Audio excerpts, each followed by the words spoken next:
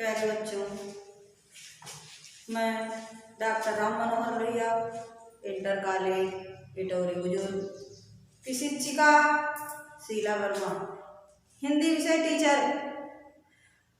मैं आज आप लोगों को यमुना छवि के का वर्णन करने जा रही हूँ। चौथा पैराग्राफ पढ़ाने जा रही हूँ। प्यारे बच्चों, इसको ध्यान से देखिए। जैसे कि यमुना छवि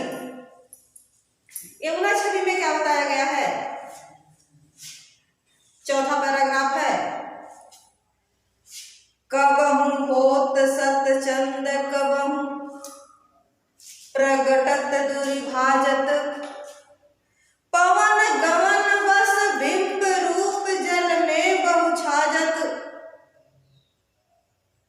मनुष्य सि भरी अनुराग जमुन जल लोटत डोले, कै तरंग की डोर हिडोरनी करत कलोले, कै बाल गुड़ी नभ में उड़ी सोहत इत उत धावती, कै अवगाहत डोलत को ब्रज रमणी जल आवती।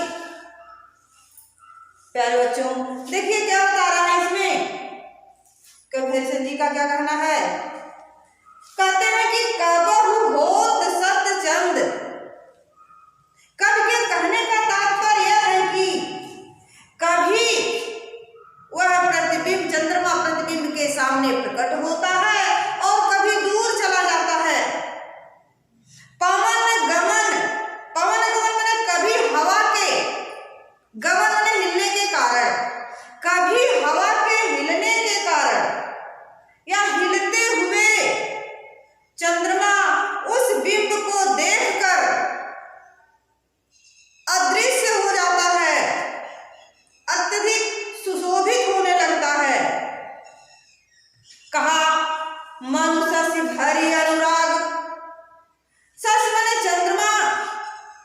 चंद्रमा प्रेम से परिपूर्ण होकर जमुन जल लोटत डोले, माने जमुना के जल में डोलता हुआ फिर रहा है।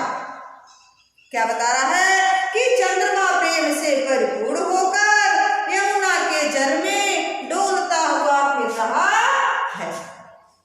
प्यारे बच्चों, क्या बताया? कै तरंग की डोर हिडोरत करत किलोले,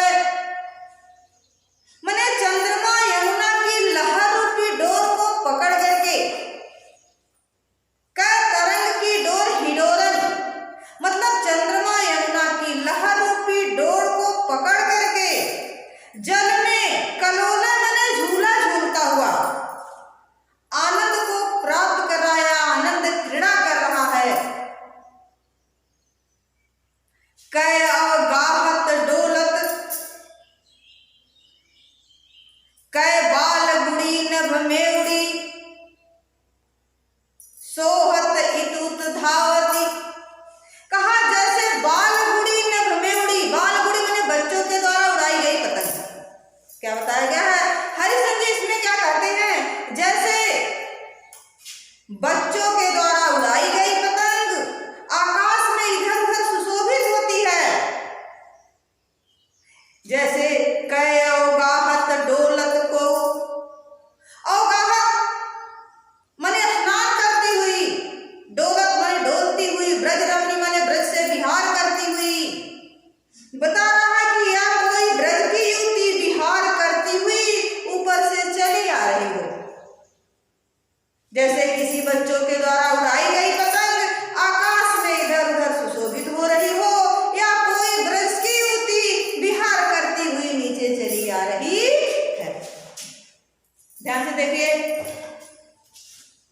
प्यारे बच्चों, इसमें काव्य सौंदर्य में इसमें क्या बताया गया कि कवि ने यमुना के स्वच्छ जल में पड़ती हुई चंद्रमा की परछाई का अत्यधिक रमणीय चित्रण किया है। कहा भाषा इसकी ब्रज भाषा बताई गई है, अलंकार उत्प्रेक्षा अर्थात संदेह अलंकार है, रस इसमें श्रृंगार है, सब शक्ति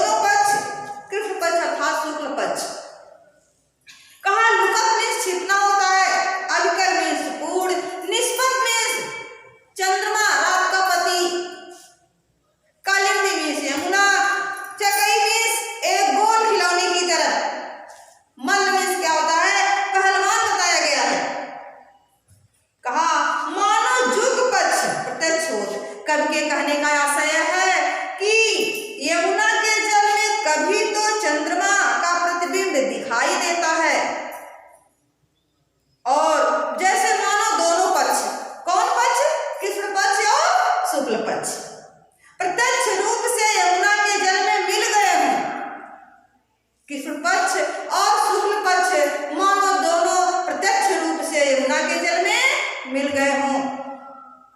कवि के कहने का तात्पर्य है कि कभी चंद्रमा के अदृश्य हो जाने से ऐसा लगता है कि मानो क्या कृष्ण पक्ष आ गया हो, और प्रकट होने पर ऐसा लगता है कि शुक्ल पक्ष आ गया हो। कहा कै तारागण ठगत लुगत प्रगटत शशि अविकल। कभी को ऐसा लगता है कि तारागण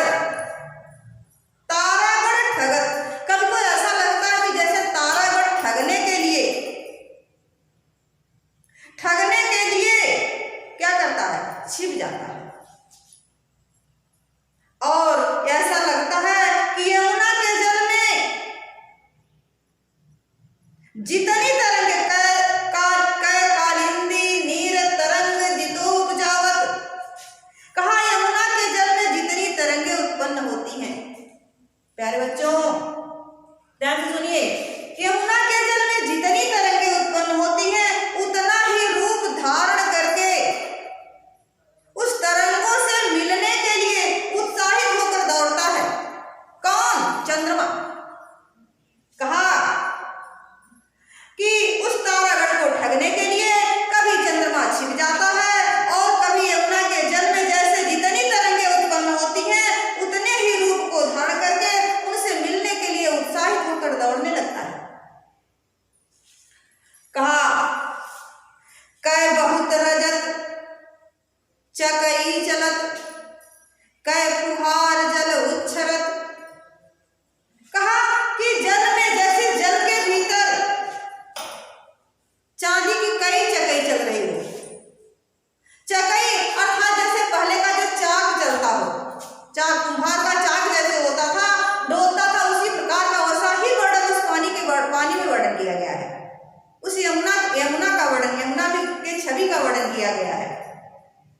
कहा जल के भीतर जैसे चांदी की कई चकई चल रही हो या जल की फुहारें उठ रही हो। कै निशिपति मल्ल अनेक विधि, जैसे रात का पति चंद्रमा अनेक प्रकार से उठ बैठ कर क्या कर रहा हो, कसरत कर रहा हो।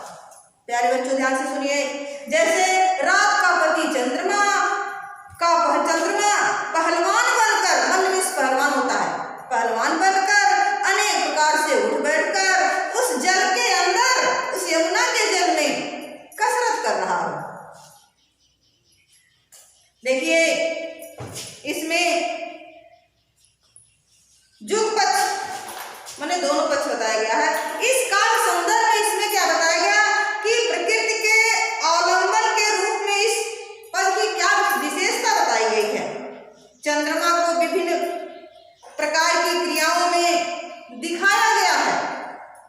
इसमें भी भाषा वही ब्रज भाषा है, अलंकार उत्प्रेक्षालंकार है, रूपक भी है, संदेह भी है और रस श्रृंगार रस है, शब्द शक्ति लक्षणा बताया गया है, गुण माधुर्य है, छंद छप्पा बताया गया है।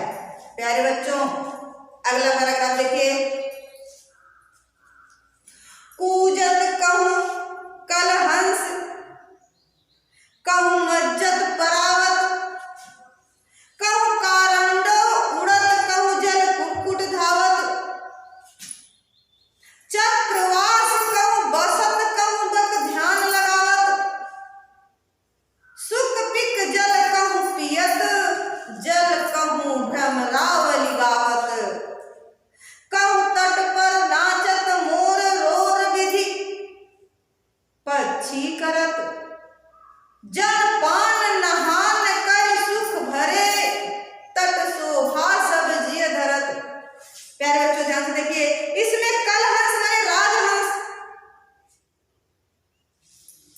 मज्जत माने नहाना, परावत माने कबूतर होता है, कारंडो माने एक प्रकार का हंस होता है, जल कुक्कुट माने जल की मुर्गियां होती है, सुख पिक तोता होता है, रोर मीन्स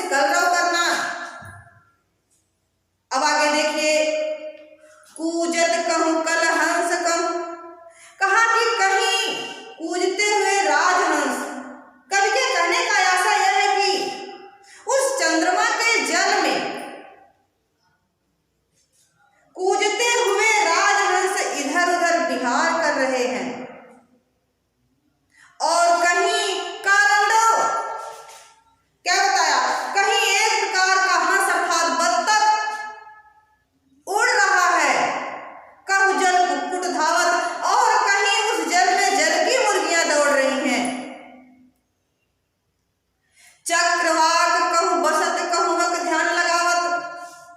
कहा चक्रवाक और चक्र चकवा कहूँ कहीं निवास कर रहा है और कहीं बगुले ध्यान लगाए हुए बैठे हैं।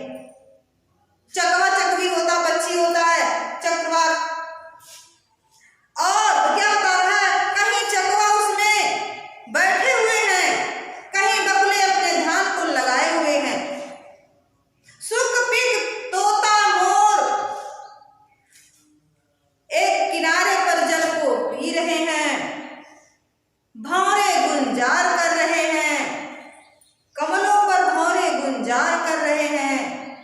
कहूँ तट पर नाचत मोर बहुलोर, और कहीं उस किनारे पर मोर नाच रहे हैं और अनेक प्रकार के पक्षी बैठकर उस यमुना के किनारे कलरव कर रहे हैं, अर्थात उस जल में नहा रहे हैं। यमुना के तट पर स्नान करते हुए सभी लोग अपने हृदय में सुख को प्रदान कर रहे हैं। प्यारे बच्चों, और पैराग्राफ यहीं पर समाप्त हुआ, यह पाठ भी समाप्त हुआ।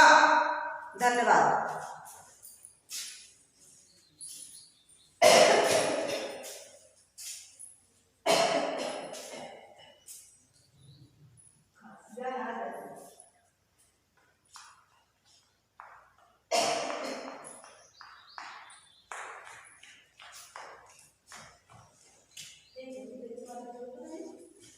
जय